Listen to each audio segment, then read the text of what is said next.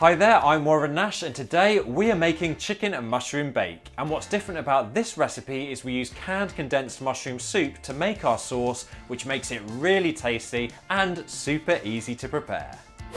Now, to start with, take one large onion. Carefully using a sharp knife, slice the ends off, slice in half, then peel, then slice the onion into half moons. Also take 2 garlic cloves and again peel, then finely chop. Then set aside with the onion.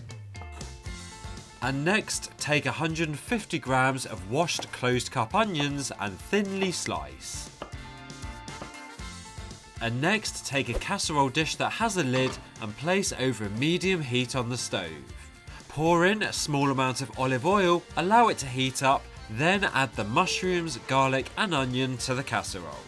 Then fry these ingredients for 5 minutes. Next, add 1 can of condensed cream of mushroom soup, which is approximately 300 grams. Also pour in 20 milliliters of semi-skimmed milk and add 1 teaspoon of whole grain mustard. Season with a small amount of salt and pepper, then stir these ingredients together until everything's combined. You then need to add 300 grams of cooked chicken to the casserole. And this is a perfect recipe if you have leftover meat to use up from a previous meal.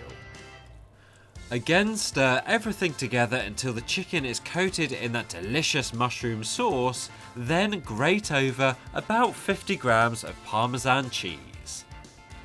When all of the ingredients is covered in the cheese, then your chicken and mushroom bake is ready to cook.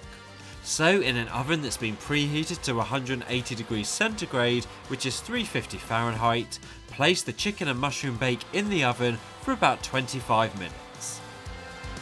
And when the topping has just started to turn golden and the sauce is bubbling away nicely, remove it from the oven. And finally, finish your chicken and mushroom bake-off sprinkled with some washed, freshly chopped parsley, then it's ready to serve.